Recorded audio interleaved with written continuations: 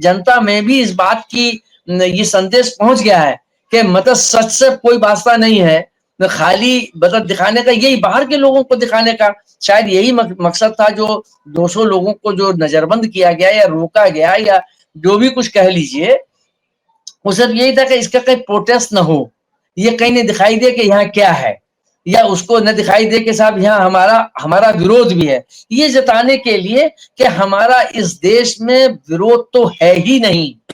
मतलब हर आदमी हमको पलकों पर बिठाए हुए झूला झूला रहा है। तो ये संदेश दे, लेकिन ज्यादा दिन ये नहीं चलता है, और अब देश की जनता को समझ में आ गया है कि ये किस ढंग की राजनीति हो रही है, किस ढंग के मतलब क्या हालात हैं, ये समझ में आ रहा है। आदमी त्रस्त है, महंगाई से परेशान है आदमी, जाति जाति जाति का भरपूर, मतलब यहाँ आज से 20 साल पहले चले जाइए, भारतीय जनता पार्टी जातवादी राजनीति को लेकर समाजवादी पार्टी पर मतलब टांगे उठा उठा के, जंप लगा लगा के, कूद कूद के जातवादी व्यवस्था के लिए जो है वो आलोचना करते थे कि इस देश को कमजोर कर रहे हैं, समाज को बांट रहे हैं। आज स्थिति उठा के देख लीजिए कि प्रधानमंत्री बोले ओबीसी, बोले ये ओबीसी, ये बोले ये, तो ये मतलब पोस्टिंग अधिकारियों की तो उस आधार पर हो रही है। मतलब अध्यक्ष चुना जा रहा है हर राज्य में कि यहाँ के जातिगत समीकरण क्या है। तो ये जिन जिन चीजों का विरोध करते रहे हैं पानी पी पी के, वही काम ये कर रहे हैं। दोस्तों नमस्कार, आप देख रहे हैं अपना चैनल न्यूज नशा। मैं हूं महेश गुप्ता। उत्तर प्रदेश में आज लोकतंत्र का नया दृश्य देखने को मिला। 200 से ज्यादा विपक्षी नेताओं को उनके ही घरों में नजरबंद कर दिया गया। वजह रही मलेशिया से आए मेहमान काशी में प्रधानमंत्री नरेंद्र मोदी के साथ हैं। अब सवाल ये उठता है कि क्या अतिथि सत्कार है या फिर विपक्ष की आवाज को दबाने का एक नया नियम। दुनिया को लोकतंत्र दिखाना है लेकिन अपने ही लोगों को ताले और बंद दरवाजों में कैद करना है। आइए पूछते हैं ऐसे ही कुछ तीखे सवाल। आज की चर्चा में हमारे साथ जुड़ रहे हैं प्रमोद गोस्वामी जी, जो कि सीनियर जर्नलिस्ट हैं। प्रमोद जी नमस्कार। नमस्कार। प्रमोद जी, जिस प्रकार से यूपी में आपने देखा है, खासकर जो है काशी के अंदर जो प्रधानमंत्री जी का दौरा है, विजिट है, मलेशिया के प्रधानमंत्री उनके साथ हैं, तो ऐसे में जो है वहां पर काफी नेताओं को जो विपक्ष के पार्टी से जुड़े हैं, खासकर कांग्रेस से, उनको नजरबंद कर दिया गया है। क्या हम ये मान के चलें कि एक आपातकाल जो होता है ना, अघोषित आपातकाल, वो स्थिति पैदा हो गई है? कि मेरा सवाल ये कि क्या यूपी पुलिस ने 200 नेताओं को घर में नजरबंद करके मेहमान नवाजी का एक नया मॉडल बना दिया है कि अतिथि देवो भव पर विपक्ष शत्रु भव? महेश जी देखिए, ये आपातकाल तो खैर एक बड़ा शब्द हो जाएगा, लेकिन ये भी उतना ही कड़वा सच है कि अब जो लोकतांत्रिक मर्यादाएं हैं और जो परंपराएं हैं, उनको दरकिनार किया जा रहा है। वहां पर जहां तक मैं समझता हूं कि जो मलेशिया के हमारे राष्ट्रपति आए और प्रधानमंत्री जी वहां पहुंचे, और वहां जो बनारस का उन्होंने पर्यटन का या जो वहां विकास किए उसको दिखाने का, दर्शन कराने का, चूंकि वो कहीं ना कहीं भारतीय मूल से उनका एक लगाव या जुड़ाव तो है ही, तो इस नाते बनारस धार्मिक नगरी है, वो ले गए। लेकिन महत्वपूर्ण बात यह है कि इधर मुझे ऐसा लगता है कि ये जो नेपाल में घटना हुई है, जिस ढंग से वहां नेपाल में व्याप्त भ्रष्टाचार और नेताओं की मनमानी, जनता से मतलब जनता को दुखी करना, गरीबी, महंगाई, ये सारे जो मुद्दे थे वो कहीं ना कहीं कमोबेश वो उत्तर प्रदेश या देश से भी कह लीजिए, चूंकि यहाँ आ रहे थे। और कांग्रेस इस समय पूरे अपने तरीके से वो इस पर है कि भारतीय जनता पार्टी या केंद्र सरकार को एक्सपोज करने के लिए वो कोई कदम पीछे नहीं हटा रही है या उसके लिए कोई मौका चूक नहीं रही है। तो ऐसे में चूंकि इस समय अगर इसको जोड़ के देखा जाए तो उससे कहीं ना कहीं ये एक संदेश कहीं गलत ना जाए कि यहाँ भी काफी प्रोटेस्ट चल रहे हैं। तो ये एक एहतियात के तौर पर, वैसे भी कई डिग्निटीज आई हैं और विदेशी लोग आए हैं, प्रधानमंत्री आए, लेकिन तब कभी नहीं हुआ। तो इस बार जो किया गया ये उनको थी। और चूंकि जो अजय राय जी हैं, जो कांग्रेस के प्रदेश अध्यक्ष हैं, वो बनारस में मोदी जी के खिलाफ ही चुनाव लड़ रहे थे, और अच्छी उन्होंने टक्कर दी थी, वो तो झपट से बच ही गए, वरना मोदी जी को बाद में हालांकि कितना सच है कितना गलत है, लेकिन मतलब उसमें कहा गया कि साहब ये धींगा मुष्टि से निकाल दिया गया वरना हरा देते, ऐसा उनका क्लेम था। अब वो क्या सच था उस पर तो हम नहीं जाना चाहते, जीते तो प्रधानमंत्री ही वहां। तो उसकी वजह से उनको, प्रधानमंत्री को ये भी इस बात का या वहां के जिला प्रशासन को ये लगी कि ये लोग कहीं ना कहीं ये प्रोटेस्ट करेंगे और ये कहीं ना कहीं बताएंगे कि हमारी एक बताने की कोशिश करेंगे या डायरेक्ट या इनडायरेक्ट ये संदेश देने की कोशिश करेंगे कि मतलब भारत की भी स्थिति मतलब जैसे नेपाल के में वहां राजनेताओं ने, वहां के सत्ताधीशों ने जो मनमानी मठाधीशी बना रखी थी, वो शायद यहाँ भी ऐसी चर्चा है कि शायद वो यहाँ भी कहीं ना कहीं प्रोटेस्ट के बहाने कहीं ना कहीं किसी माध्यम से करना चाहे। ये इसको एहतियात के तौर पर अजय राय जी को लखनऊ में वहां रोक लिया गया, उनको आने से पहले कि वो बनारस पहुंच ना पाए, क्योंकि वो बनारस के ही हैं। वहीं जो बनारस से लगा हुआ जिला है वो इलाहाबाद है, वहां के लोगों को भी रोका गया। वो चूंकि नेहरू खानदान का अपना पैतृक आवास है वहां, तो वहां उनके कांग्रेस के लोग हैं, बनारस में ना हो, तो इसलिए सब जगह ये बात लोगों को संदेश दिया गया कि आप घर में ही रहें या बाहर न निकलें ताकि कोई प्रोटेस्ट न हो पाए। तो उसके देखिए दो कारण हैं। एक कारण तो ये भी है कि देश की छवि खराब ना हो या देश एक गलत संदेश न जाए, इस लिहाज से भी ये प्रोटेस्ट न हो। एक ये सोच रही होगी सरकार की, और दूसरी सोच ये भी रही होगी कि ये लोग कहीं ऐसा विरोध न कर दें कि जिसको कहीं मतलब ये माहौल बना दें कि इस देश में और नेपाल में कमोबेश जो है हालात कुछ ऐसे ही है कि यहाँ मतलब जो है निरंकुशता है, गरीबी यहाँ भी है, भ्रष्टाचार यहाँ भी है, इसका एक संदेश देने की कोशिश न करें, इसलिए ये सरकार ने कदम उठाया। मैं समझता हूँ कि ये कोई लोकतांत्रिक व्यवस्था में इसका कोई स्थान नहीं है। वहां हर आदमी को अपनी बात कहने का है और आपको उसका स्पष्टीकरण देने का या उसको नकारने का है, लेकिन ये नहीं है कि आप मेरी आवाज को, अगर मैं कुछ बोलना चाहूं और आप जो है जिस ढंग से एंकरिंग हो रही है कि अगर हम कोई चीज सरकार के खिलाफ बोलना चाहे तो बीच में एंकर कूद पड़ता है और उसको डाइवर्ट कर देता है। तो ये जो चीजें मुझे लगता है, इसलिए चूंकि हम लोग इस विधा के ज्यादा बेहतर समझ सकते हैं, हमारे दर्शक भी, तो इस वजह से शायद ये कोशिश की गई। तो वो कोई मंशा ऐसी मंशा नहीं थी कि इस देश की छवि को धूमिल किया जाए, लेकिन ये भी सच है कि कांग्रेस जो है उनको कहीं ना कहीं ये संदेश दे के सरकार के खिलाफ एक माहौल या विदेश में ये संदेश देने की कि हालात यहाँ भी बहुत सुंदर नहीं है। प्रमोद जी, अभी बीच में मैं एक बात और बताना चाहूंगा कि नेपाल के अंदर जो अभी हमने यूट्यूब में देखा है कि जो वहां सरकार समर्थित कुछ महोदय हैं एंकर, वो कहीं सड़क पे मिल गए उनको, और उसके बाद उन्होंने उनका पूरा सर मूंड दिया और सड़क पे उनका जुलूस निकाला। देखिए कि जनता कितनी परेशान है इस चीज से कि पहली सरकार कुछ बता के राजी नहीं होती है। और हमारे यहाँ तो खैर आप पहले देश के ऐसे प्रधानमंत्री हैं कि जो प्रेस के सामने आते हुए घबराते हैं, खूब अपना विजुअल खिंचवाते हैं, 4-4, 5-5 कैमरा। अगर केदारनाथ मंदिर में जाते हैं तो पहले से ही कैमरे लग जाते हैं, क्या एंगल बनेगा, एसपीजी वाला बीच में ना आए, और कैसे मैं पूजा करूंगा, कैसे मैं वहां पे भगवान जी की तरफ देखूंगा, तो हर सब फोकस वहां पे लग जाता है। ये सब पूरे देश से छुपावा नहीं है। तो जो स्थिति मीडिया की हो रही है, वो तो मीडिया की काफी खराब है हालत, और सरकार से कोई सवाल पूछ के राजी नहीं है चैनलों के अंदर हम देखते हैं। तो सर यही जो, अगर हम आपकी बात का ही समर्थन में आगे बढ़ता हूँ कि क्या मोदी सरकार को डर है कि मलेशियाई मेहमान कहीं असली भारत ना देख लें, उन्हें लगेगा कि यहाँ विपक्ष अभी भी जिंदा है और वो सवाल पूछता है, जो कि मोदी सरकार नहीं चाहती। नहीं, बिल्कुल, आप बिल्कुल सही कह रहे हैं महेश जी।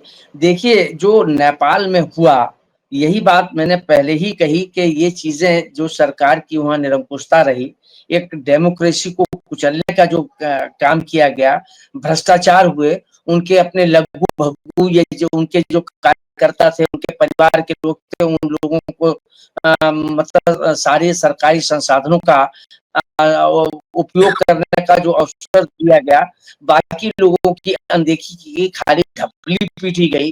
तो यही बात है। और खाली मतलब जो है एंकर को जो नहीं था वहां पर जो मतलब न्यूज जैसा कि मैंने भी देखा, कितना सही है कितना गलत ये तो मैं आधिकारिक रूप से चूंकि वहां नहीं था, लेकिन वहां पर एनडीटीवी के भी उसके साथ जो था उसके के साथ भी बदतमीजी हुई। Yes sir. और न्यूज 18 और एबीएन के जो थे एनडीटीवी की थी सर, मैं क्लियर करना चाहूंगा, एनडीटीवी के जो वहां पे पत्रकार महोदय थे, वहां पर वो जो है महामानव के नाम पर कुछ बोले जा रहे थे, जिसकी वजह से जो है हमें पब्लिक ने उनको सबक सिखा दिया। देखिए यही वही बात मैं महेश जी कहना चाह रहा था कि लोकतंत्र की खूबसूरती यही है कि विपक्ष जो है वो सरकार की नाकामियों को, सरकार की गलत नीतियों की आलोचना करे, और मीडिया उसकी भी जो भूमिका है वो एक प्रकार से विपक्ष की भूमिका होती है। वो सरकार की भजन मंडली कीर्तन का हिस्सा नहीं होता। लेकिन आज दुर्भाग्य है कि मतलब यहाँ जिस ढंग से हमारे इस देश के मीडिया की वही दुर्गति है जो नेपाल में थी, कि वो कोई भी बात पूछो वो सरकार का खाली मतलब सरकार ने वहां की मीडिया को, किसी को सरंगी पकड़ा दी, किसी को मजीरा पकड़ा दिया, किसी को ढपली और किसी को तबला को बजाते रहो उसको। तो वो जनता ऐसा है कि जनता की एक सीमा होती है, वो सीमा वहां की टूट गई थी। कमोबेश यहाँ का भी मीडिया जो है वो अगर आप देखें तो पूरी तरीके से वो जो जनता की उसका काम है कि जन सरोकारों की बातें, जनता की जो परेशानियां हैं, जनता की जो दिक्कतें हैं, वो सरकार उनका ध्यानाकर्षण करें, अपनी बात उठाएं कि जनता को ये प्रॉब्लम है, वो तो दिखाई नहीं देती। खाली जो आपने कैमरे की बात कही, ये प्रक्रिया ये 14 के बाद से ही शुरू हुई कि जितनी भी नाकामियां हैं उन नाकामियों पर पर्दा डालने के लिए ये किया गया कि देखिए आप मतलब कैसे भजन कर रहे हैं, कितने कीर्तन कर, कितने ध्यान मग्न, सीधे मतलब भगवान और उनके बीच में अब कोई है ही नहीं। तो इस देश को जिस ढंग से मतलब एक अपने नाकारापन को, अपनी नाकामी को छिपाने के लिए ये सब किए जाते हैं कि भाई अब देखिए घर में कुछ आपके खाने को है नहीं, लेकिन आप ड्राइंग रूम ऐसा सजा देंगे मालूम पड़े कि ये मतलब करोड़पति अरबपति हैं, ताकि बाहर दिखाई दे, एक कमरा खाली दिखाई दे। तो वो स्थिति है कि जिस ढंग से आप यहाँ नहीं, आप देखिए इसकी आलोचना तो विदेश में भी होती है। अभी जो विदेश के जो चैनल्स हैं वो भी ये बात कह रहे हैं, और पाकिस्तान के चैनलों ने भी ये बात कही। मैं चूंकि देखता रहता हूँ, उन्होंने कहा कि मुख्यमंत्री प्रधानमंत्री के वो हंसते हुए ही करते हुए, और वो तो सब कंधे पे हाथ रखते हुए, कंधे पे सहलाते हुए दिखा दी गई, लेकिन जो उसके इतर था उसको नहीं दिया गया। परिणाम क्या हुए उस पर कोई डिबेट इंडिया टीवी ने नहीं किया, या इंडिया टीवी कह रहे इंडियन टेलीविजन में वो चीजें। अलावा इसके कि उनको महिमा मंडित करने का, देखिए एक चीज बिल्कुल सही है कि आप महिमा मंडित करें, लेकिन गलत अगर महिमा मंडित करेंगे तो आज नहीं तो कल, कल नहीं तो परसों आप एक्सपोज हो जाएंगे, नुकसान होता है। आप ये देखें ना अयोध्या के अंदर ही क्या हालत रहे इनके बीजेपी के, जबकि वहां पे इन्होंने दावा ये कि मंदिर हमने बनवा दिया, मंदिर का शिलान्यास कर दिया, सारी बड़ी बड़ी हस्तियों को हमने बुला दिया। वो अलग बात है कि जो गरीब लोग थे उनको सबको परे धकेल दिया, जो साधु संत थे बड़े उनको परे धकेल दिया, और सब बड़े बड़े पैसे वाले लोग बुला लिए, सारी फिल्म इंडस्ट्री के लोग बुला लिए, और प्रधानमंत्री जो है वो खुद वहां का पूजा कर रहे हैं। बताइए, अगर आप सोचिए कि अगर कहीं सिखों का कोई बहुत बड़ा कोई गुरुद्वारा बने, क्या वहां पर कोई सिख, चाहे वो राष्ट्रपति हो, चाहे वो प्रधानमंत्री हो, चाहे मंत्री हो या मुख्यमंत्री हो, वो ऐसी हरकत कर सकते हैं? सर वो सबसे पहले बाहर बैठ के जूता साफ करेंगे और आगे मत्था टेकेंगे, और जो वहां के, सर मैं माफी चाहूंगा, ग्रंथी बोलते शायद उनको, जहाँ पे हमारे तो पंडित तो बोला जाता है, जो भी है उनके मतलब पूजा पाठ वाले, वो पूजा करेगा, और उसका पूजा करने वाले क्या पैर छुएगा, तो कोई सिख चाहे प्रधानमंत्री हो चाहे राष्ट्रपति हो। और यहाँ पर देखिए क्या हुआ, तो ये चीजें, और इन चीजों से नुकसान होता है। ये सोच रहे हैं सिर्फ लाभ होगा, ऐसा नहीं है। लाभ वाला जमाना 2-4-5 साल तक का था, अब तो जो सिर्फ अंधभक्त है, मोदी भक्त है, उनको अच्छा लगता है, उसको चैनल के तरीके से नहीं देखते हैं। जैसे कोई साधु संत को उपदेश दे रहा होता है ना, तो उनको लगता है कि हाँ भाई। नहीं, आपको एक चीज और हम आपको अपडेट कर दें कि अंधभक्त जो हैं, वो अंधभक्त भी उस समय तो वो ढपली और नगाड़ा बजाते रहते हैं।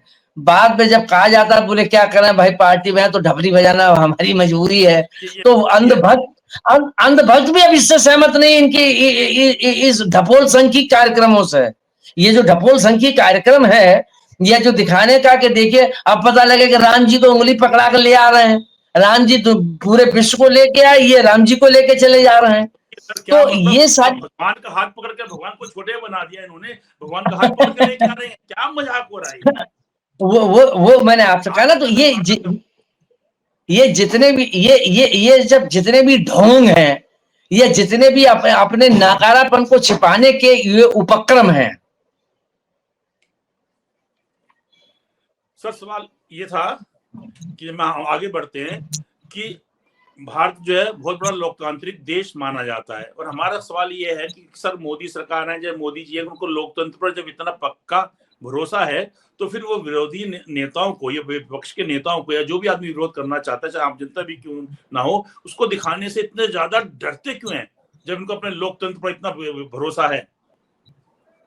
नहीं देखिए, यही बात है लोकतंत्र की को कमजोर करने की, यही चीज है। आप ये देख लीजिए कि सदन में, लोकसभा में सारे विपक्ष के लोगों ने इस बात के लिए कितनी आलोचना करी कि साहब सदन चल रहा है और प्रधानमंत्री यहाँ आ नहीं रहे हैं सदन में, वही तो जवाबदेही तो वहां होनी चाहिए, लेकिन नहीं है।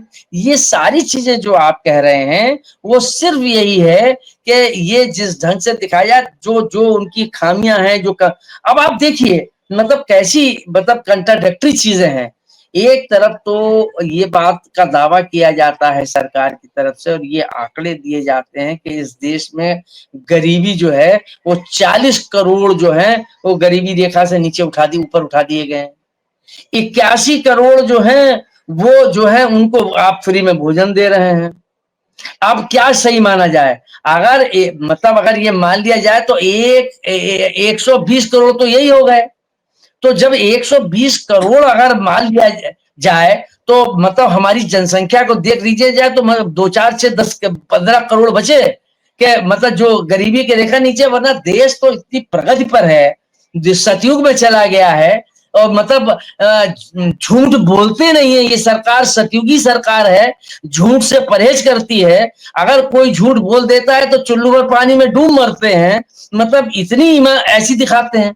लेकिन कितना सच है, कितना भ्रष्टाचार है, कितना क्या है, लेकिन उन चीजों पर पर्दा डालने के लिए ही ये उपक्रम होते हैं, या इस ढंग के जो आचरण वही लोग करते हैं कि ये खाली अपनी नकारात्मकता। विपक्ष को ये मौका दीजिए कि वो हमारे, अगर अगर सही चीजें हैं तो विपक्ष की आलोचना करेंगे तो विपक्ष एक्सपोज होगा, अगर गलत आलोचना करेंगे, और अगर सही आलोचना करेंगे तो सही आलोचना सुनने का मादा नहीं है। जाति पात का, जाति का भरपूर, मतलब यहाँ आज से 20 साल पहले चले जाइए, भारतीय जनता पार्टी जातवादी राजनीति को लेकर समाजवादी पार्टी पर मतलब टांगे उठा उठा के, जंप लगा लगा के, कूद कूद के जातवादी व्यवस्था के लिए जो है वो आलोचना करते थे कि इस देश को कमजोर कर रहे हैं, समाज को बांट रहे हैं। आज स्थिति उठा के देख लीजिए कि प्रधानमंत्री बोले ओबीसी, बोले ये ओबीसी, ये बोले ये, तो ये मतलब पोस्टिंग अधिकारियों की तो उस आधार पर हो रही है। मतलब अध्यक्ष चुना जा रहा है हर राज्य में कि यहाँ के जातिगत समीकरण क्या है। तो ये जिन जिन चीजों का विरोध करते रहे हैं पानी पी पी के, वही काम ये कर रहे हैं।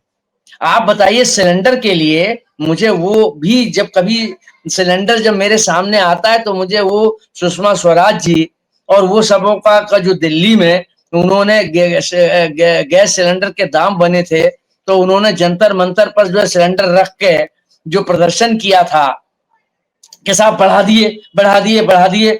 आज क्या स्थिति है, कितने बढ़ा दिए? ऐसे ही महंगाई को लेके कितना, भ्रष्टाचार को लेके कितने मतलब इन्होंने किया। भाई अन्ना आंदोलन भी जो रहा उसके नेपथ्य में तो कहीं ना कहीं ये सब लोग रहे हैं। अगर आप देखें तो उसको देश की जनता ने उसको बहुत सराहा उस समय। अगर उस दौर को देखें, हमने भी उसकी बहुत प्रशंसा की। हमने कहा नहीं, कम से कम एक इस देश में ये भ्रष्टाचार की जड़ों को समाप्त होना चाहिए।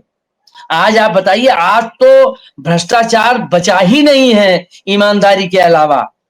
पूरी जनता जो है इतनी गदगद है, मतलब जनता का काम अगर कोई कहीं चला जाए तो उसको एक सेकंड के लिए नहीं रुकता है, नहीं तो उसको टर्मिनेट कर दिया जाता है। जनता इतनी खुश है, मतलब ऋषिकेश में जाके डुबकी लगा रही है कि भगवान क्या दिया है भाई, क्या गजब का मतलब भ्रष्टाचार दिखाई नहीं दे रहा है। हम मतलब माइक्रोस्कोप से ढूंढ रहे हैं, भ्रष्टाचार नहीं दिखाई दे रहा है। तो ये जो दुर्गत, ये मतलब जिस काम का इन्होंने विरोध किया, ये वही उससे चौगुना करके दिखा रहे हैं। बोले भ्रष्टाचार की बपौती तुम पर नहीं थी, मुझसे सीखो भ्रष्टाचार कैसे किया जाता है, गरीबी कैसे मतलब बढ़ाई जाती है मुझसे पूछो, बेरोजगारी कैसे बढ़ाई जाती है मुझसे पूछो। और इन सबको कहा था कि ये हम ठीक कर देंगे। उन मुद्दों पर कहां गए जो 14 में लेके आए थे कि बेरोजगारी नहीं रहेगी, गरीबी मिटा दूंगा, भ्रष्टाचार समाप्त कर दूंगा, मतलब यहां बिल्कुल जनता को सुख चैन में ले आऊंगा। आप देख लीजिए क्या स्थिति है। और यही यही ये नेपाल में भी हो रहा था कि वहां की सरकार ने जनता की भावनाओं का कदर नहीं किया, जनता की भावनाओं को अनदेखा किया, मीडिया को बात सामने लाने नहीं दिया कि ताकि बरबरा एक हम लोगों के यहाँ हिंदू उसमें शास्त्रों में ये कहा गया है कि निंदक नीरे राखिए आंगन कुटी छवाए। अगर आप अगर अपने को प्रगति करना चाहते हैं, अगर आप चाहते हैं कि आप सशक्त हों, आगे बढ़े, रास्ते खुले, विकास हो, डेवलपमेंट हो, ये सारी चीजें हों, तो निंदक को हमेशा अपने साथ रखिए कि वो आपकी खामियों को, आपकी गलतियों को पॉइंट आउट करता रहे। लेकिन यहां तो है कि निंदक के 2 लात मारिए, उठाइए, और ज्यादा निंदा करा जेल में डाल दीजिए, मुकदमा लगा दीजिए, देशद्रोही घोषित कर देंगे, मुकदमा लगा देंगे, और अगर कोई नेता है तो ईडी भेज देंगे, और जो भ्रष्ट हैं जिनको कहते हैं कि उनको चक्की पिसवा देंगे। सर मतलब आप जो भी कुछ पर्दे के पीछे कीजिए, उसको तो खुले अपनी पार्टी में ले लेते हैं, जी जी जी जी, मतलब बिल्कुल बेशरम है। और सर मैं तो हाँ, कहना चाहूंगा कि जो अंधभक्त है वो ये कहते हैं कि सर उसके पास कार है लेकिन वो बेहद गरीब है, क्योंकि ना सर उसके पास कार चलाने के लिए पेट्रोल का पैसा नहीं है। तो ये तो इसलिए सर अंधभक्तों की कार है, पेट्रोल के चलाने के लिए पैसा नहीं है, पेट्रोल तो वो गरीब है। पेट्रोल के क्या दाम थे, क्या हो गए हैं, महंगाई कहां थी, वो कितनी बढ़ गई है, ये सारी चीजें उठा के आप देख लीजिए। तो ये चीजें असल में आपकी अगर अगर हम में कोई कमजोरी है या कहीं कोई हम में हमारा वीक पॉइंट है, तो जब आप मुझे बताएंगे या जब इसको सामने रखा जाएगा तभी तो हम दुरुस्त करेंगे। लेकिन अगर हम ये समझे नहीं, जो हम कर रहे हैं, हम नंगे घूम रहे हैं और लोग कह रहे हैं वाह भाई वाह। अब वो इस समय चूंकि प्रसंग नहीं बन रहा है, एक में इसमें बड़ा बढ़िया किस्सा है, अगर आप टेलीफोन करेंगे तो मैं इस पर बढ़िया एक आपको किस्सा सुनाऊंगा। सर ये सुना सकते सर, हमारे दर्शकों को भी थोड़ा सा एंजॉय करने का सर हक है पूरा। नहीं वो ऐसा है कि वो आपको टेलीफोन पे ही सुनाएंगे। वो नवाबों के समय का है कि मतलब वो निबस से राजा साहब, और उनको वो चमचागिरी के बड़े मतलब माहिर थे कि चमचागिरी करें। तो वो उन्होंने कहा कि ऐसी पोशाक बनवाइए कि जो लोग विश्व चौंके। अब वो ऐसी पोशाक कहाँ से लेके आई जाए, तो वो ऐसे ही वो दर्जी गया और वो पोशाक तो थी नहीं, उन्होंने साहब ये देखिए, ये पहनिए, उन्हें क्या लग रहा है। पीछे से जो जितने भी भजन मंडली थे वो कीर्तन कर रहे, अरे वाह क्या राजा साहब, क्या राजा साहब। और राजा साहब नंगे शहर में घूम गए। तो बाद में उनको पता लगा, अरे ये ड्रेस थी नहीं, उन्होंने कहा ये जन्नती पोशाक है। अब जन्नती पोशाक जन्नत में ही दिखाई देती है, दिखाई दे, तो ये जन्नती पोशाक पहने हुए लोग हैं। पर सर हमारे जो महामानव हैं सर, वो तो अपने मुंह से कहते हैं कि मैंने 35 साल तक 40 साल तक भीख मांगी है। अब देखिए हट्टा कट्टा जवान वो अपने मुंह से कहते हैं मैंने भीख मांगी है। बेगर्स एक्ट में भीख मांगना सर अपराध है, बाकायदा सजा है, जो हमारे महामानव को नहीं पता। और अपने मुंह से कहते हैं कि सर मैंने 35 साल तक 40 साल तक भीख मांगी है, यानी कि आप अपराध करते थे। उससे पहले विदेशों में घूम रहे थे। ये कह के इनको क्या मिलता है कि मैंने भीख मांगी है 35 साल तक 40 साल तक। फिर एक उसके अंदर इंटरव्यू किया जब ये मुख्यमंत्री थे गुजरात के, तो एक चैनल उस टाइम तो रिपोर्टिंग हुआ करती थी जैनमन, तो एंकर ने पूछा कि भाई ये आप तो कितने कहते नहीं मैं पढ़ा लिखा नहीं हूँ, मैं उसके बाद नहीं क्या हूँ, बताइए ऐसा बोलते हैं। उसके बाद खुद कह रहे कि CS आया, CS मतलब कि चीफ सेक्रेटरी, और इतनी सारी फाइलें ले आया। मैं कहा ये क्या, ये मेरे बस की नहीं है। बताइए इस तरह की तो बातें मीडिया में बोलते हैं। स्पेस के अंदर अगर हमें कोई गया है भारतीय, उसको बोलते हैं गाजर का हलवा लेके गए, आप दोस्तों को खिलाया क्या, बताइए। देखिए ये तो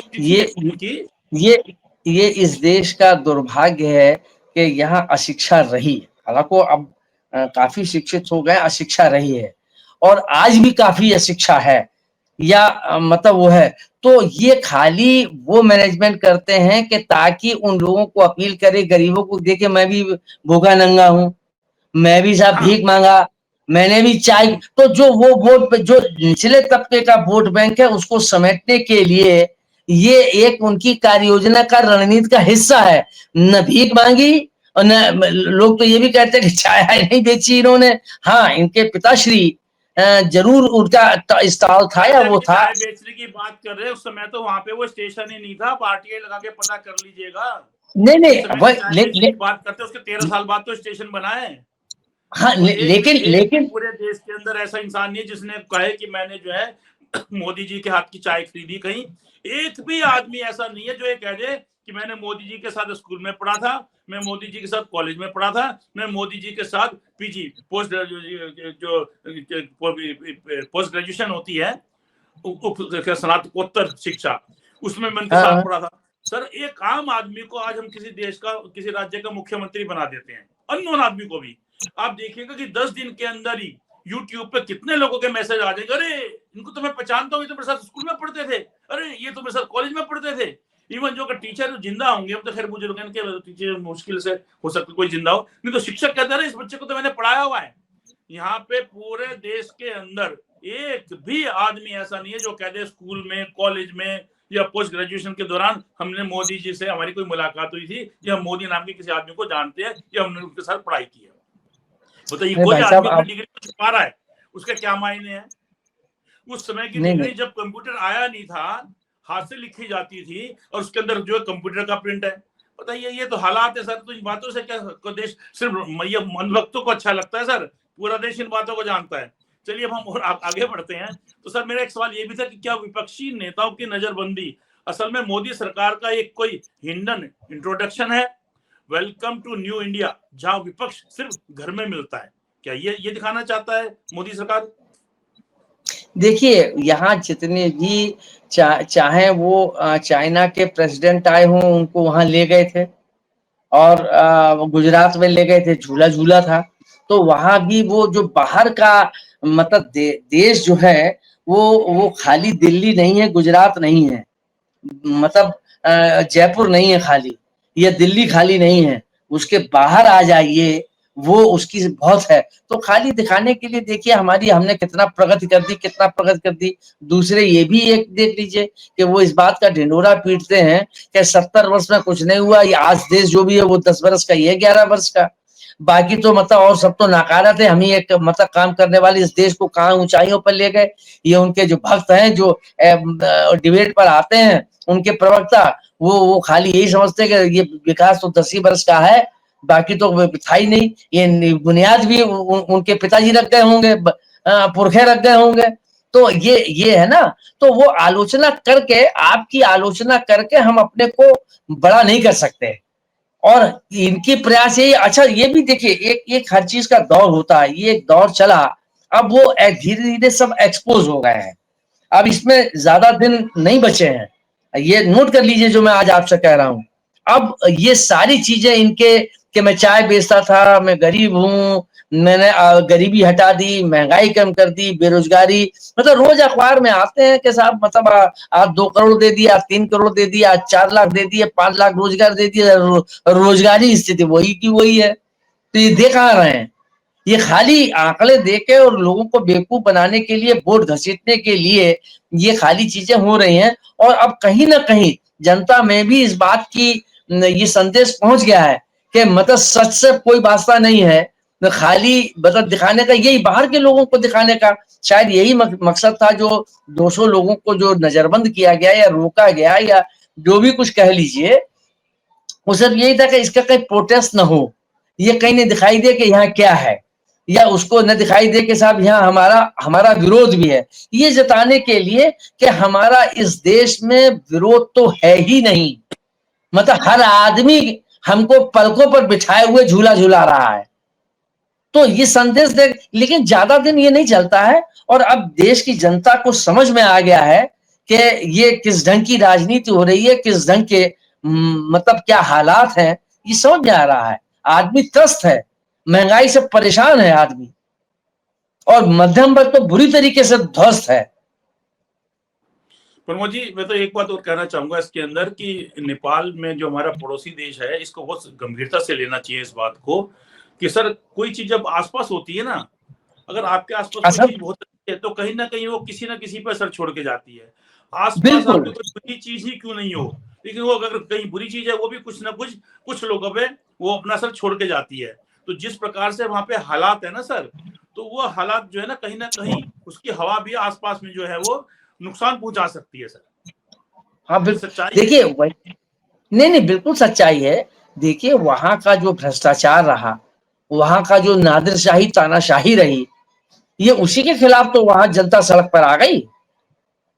ठीक है कि आप दोष दे दें कि हवा किसी ने दी, विदेशों ने दी, इनने दी, उन्होंने, हवा हवा दी क्यों गई? अगर वहां पेट्रोल नहीं रखा था, वहां फूस के पास पेट्रोल नहीं रखा गया तो माचिस तो आदमी फेंकने के लिए तैयार है, लेकिन फूस और पेट्रोल साथ साथ क्यों रखे गए? आग तो तभी लगेगी। तो जनता को आप ज्यादा दिन नहीं वो कर सकते, और इसका असर पड़ना स्वाभाविक है कहीं ना कहीं। और ये उसी को चीजों को छिपाने के लिए कि नहीं, हमारे यहाँ तो अमन चैन सुख शांति, मतलब जो है वो प्रॉस्पेरिटी, मतलब सब बढ़ गई है, गरीबी बची नहीं है, महंगाई है नहीं, बेरोजगार बचा नहीं, मुझे ढूंढने पड़ रहा है कि कोई बेरोजगार दिखाई पड़ जाए। तो वो एक जताने के लिए जो बाह्य आवरण जो है, मुखौटा जिसे कहते हैं, कि मुखौटा लगा रखा है, लेकिन सत्यता क्या है ये अलग है।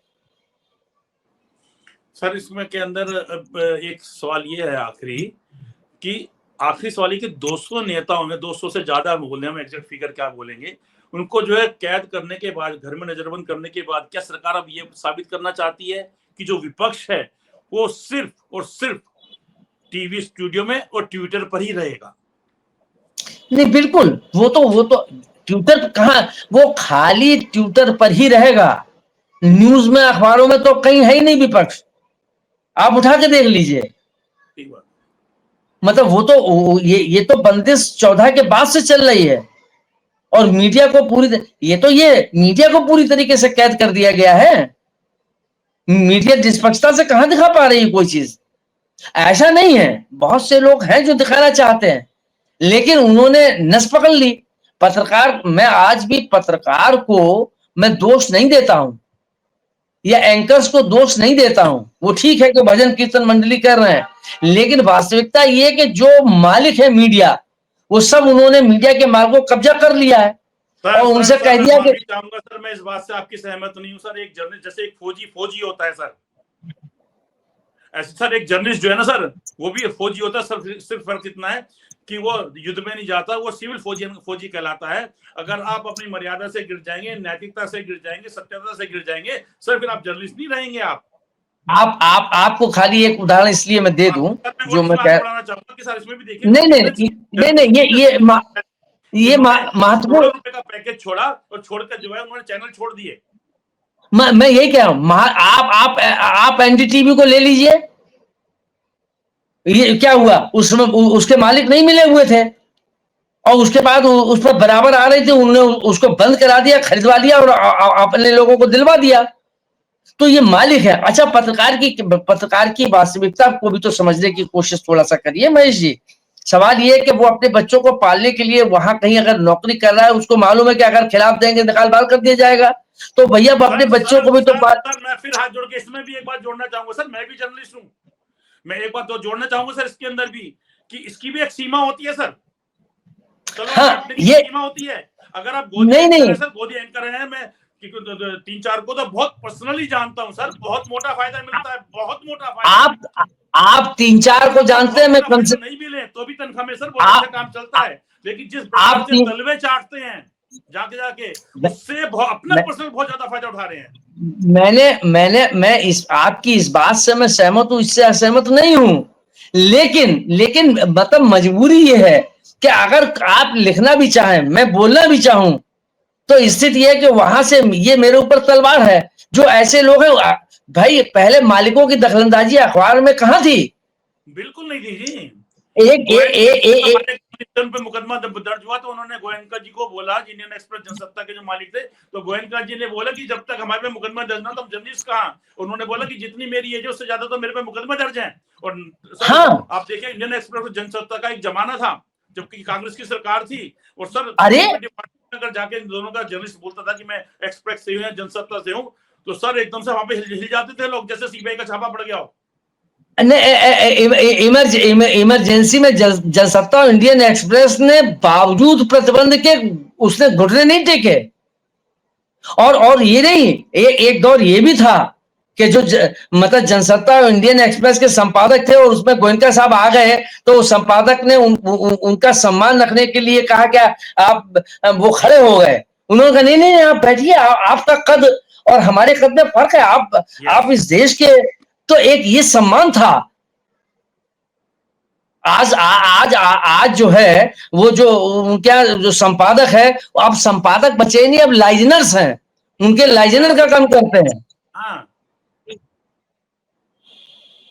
चलिए सर, आज की चर्चा में काफी समय हमारा जो है, हमने आपको काफी समय लिया, आज की चर्चा को यही समाप्त करते हैं। समय की थोड़ी सी मजबूरी रहती है। बहुत जल्दी एक नया मुद्दा लेकर आपसे जुड़ेंगे।